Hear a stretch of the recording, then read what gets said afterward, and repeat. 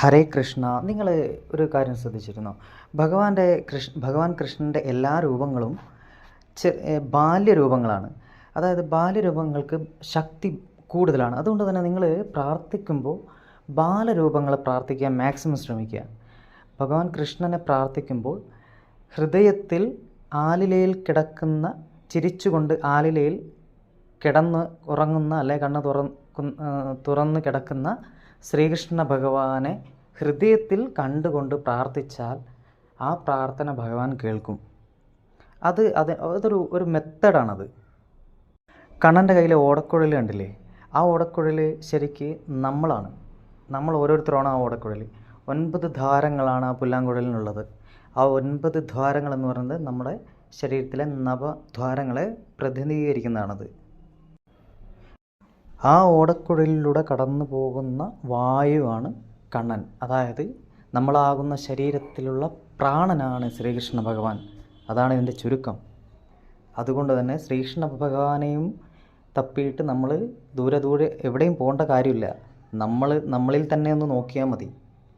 അതുകൊണ്ട് തന്നെ ശ്രീകൃഷ്ണ ഭഗവാന്റെ ഏത് മന്ത്രമായിക്കോട്ടെ, എത്ര വരിയുള്ള മന്ത്രമായിക്കോട്ടെ, എത്ര ചെറിയ മന്ത്രമായിക്കോട്ടെ, ബീജമന്ത്രങ്ങളായിക്കോട്ടെ, എന്തായിക്കോട്ടെ, അത് നിങ്ങൾ ചൊല്ലുന്നതിന് മുൻപേ നിങ്ങളെ ശ്വാസത്തിലൊന്ന് ശ്രദ്ധിക്കണം.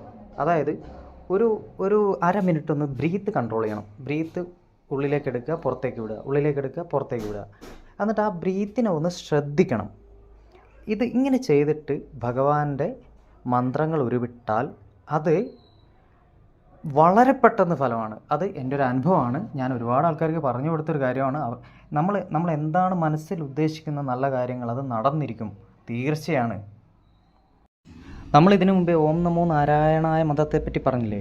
ആ മന്ത്രത്തിന് അപ്പുറത്തും ഒന്നുമില്ല, ഇപ്പുറത്തും ഒന്നുമില്ല. കാരണം അത്രയും ശ്രേഷ്ഠമാണ് ആ മന്ത്രം. ഉരുവിടുന്ന ആളെ രക്ഷിക്കുന്ന മന്ത്രമാണ് ഓം നമോ നാരായണായ. അത് മനസ്സിലാക്കി ജപിച്ചാൽ ഫലവത്താണ്. ഇതൊരു ടെക്നിക്കാണ്. എല്ലാവരും എല്ലാം ചെയ്യണം എന്നല്ല പറയുന്നത്. നിങ്ങൾക്ക് അനുയോജ്യമായ ടെക്നിക്ക് ചെയ്യുക.